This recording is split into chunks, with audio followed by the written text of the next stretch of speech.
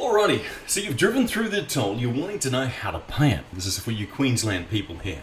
What you need to do is you need to go to your internet browser. If you've got Internet Explorer, or for those discerning people of you who have Safari, that's where you need to go. Let's load up the website of the largest toll provider in Queensland. Now that's a company called www.govia.com.au. Hit enter. Now GoVia is going to bring up their website. You're going, look at all these options. All I want to do is pay for my trip. I just want to pay for my toll. Now there's only one way that you can do that for a casual product. You know, you don't want an account, you don't want a tag. You might be in a hire car, you just want to pay your tolls, or you want to make sure while you're on holidays or while you're traveling that your tolls are going to be covered while you're here. So what you need to do is come down to here, this pay a casual toll.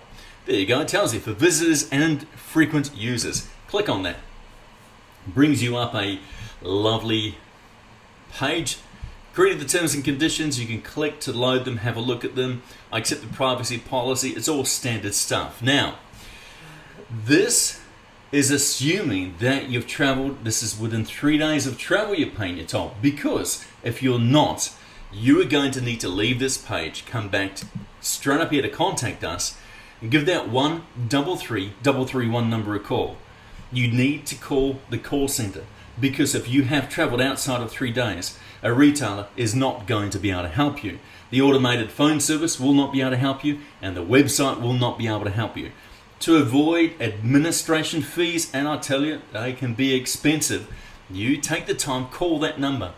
And you know if they're busy, and they very rarely are, but if they happen to be busy, you hold on and you wait until that call is answered, because it is going to save you a whole world of pain if you don't. Now, let's go back. You've traveled within 3 days. You don't have any administration fees. Everything is good. Click on the logo if you ever want to go back. There we are. Pay a casual toll. Let's have a look. So we had a good read of the terms and conditions. We like it. We accept the privacy policy. Now the start date of the trip. Now, a word of warning to you. This defaults to the time that you log on to the computer. If you can see my clock time up here, 12:31. And that's 12:31 there. So this is the time we access the site.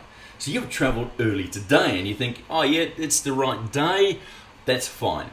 But if you don't set that to the time before you went through the toll, it's not going to cover you. This will only pick up tolls from after 12:31 until the end time and the end date, which means if you went through at 12:30, you're not covered and you will get administration fees.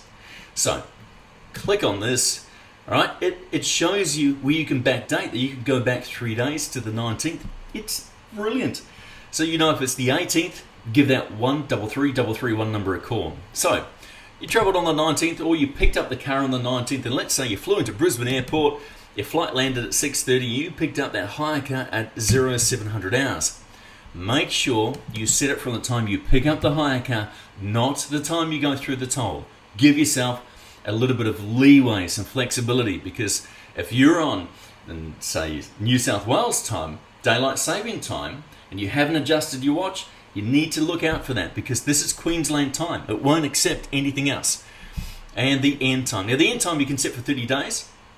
So casual user, you don't want a tag, but you just want to pay for it kind of as you go. You can do it for 30 days. So this will default allow you to pay until the 20th of January 2012. And you just going, sorry, it'll be the 18th. It's 30 days. And then you enter the end time. Now if it's your car, right? If it's your car, start it from, there's no cost in the past. Start it from 0-100 hours, right? Until midnight, make it 30 days. You might only travel once in that time. It doesn't matter. You're not going to pay any more. You're just going to pay the toll. And if you do have it for 7 days, it doesn't deduct it every time you go through the toll. It waits 7 days. Then the road pass will go and deduct the previous 7 days travel. Then it waits another 7 days and so on. But if you've only got the car, let's say you picked it up and you've only got it from the 19th until, let's say you've got it for the following week until the 28th, then you want to make sure that you set the end date and the end time exactly, so that you know that you're going to be covered. If it's a hire car, you're dropping it back at 6 p.m, make sure you put in 1800 hours.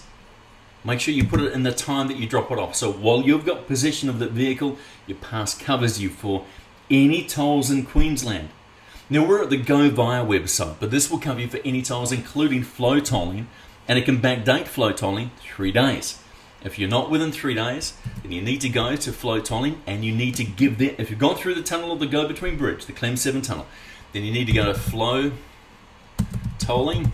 I'm Googling because I don't know what their website is. There you go, flow tolling. And if it's outside of 3 days, then you need to give them a call. Contact phone number is 131357. 131357. So make sure that you give them a call, and then they will be able to help you. Now also here you can do the pay your toll, pay an invoice, or open an account. Okay, so you can do it through them. I prefer to use Queensland Motorways because they are the largest. They've been around for 20 years. You're not going to have any problems if you use them. So you set your dates and your times. Brilliant. Now, so you put the reg of your car. Now if you're not sure, go and have a look at it. Now I want to give you a bit of a clue. 456OWOLE, just a number plate. That number plate is going to be, the chances it's going to be a Queensland registered vehicle. Because normally in Queensland it's numbers first, then letters. Make sure you put the state, very important. But what say you put OLE 456. You have a look, and that's the reg. Let me tell you, that is not going to be a Queensland registered vehicle, or it's very unlikely that that is. And if you've got a hire vehicle, you need to go and you check the number plate on the front of the vehicle, because you need to put the state the car is registered in. It doesn't matter you've picked up the car in Queensland. That's irrelevant. You need to put the state that you've entered. And normally with a number plate like that, it could be Tasmania, New South Wales. Really, it could be anything. So you make sure that you have a look. I'm going to put it down as a Victorian license plate. Now, if you click on the little question mark, it gives you that advice. It says to you, make sure that you put the state the vehicle is registered.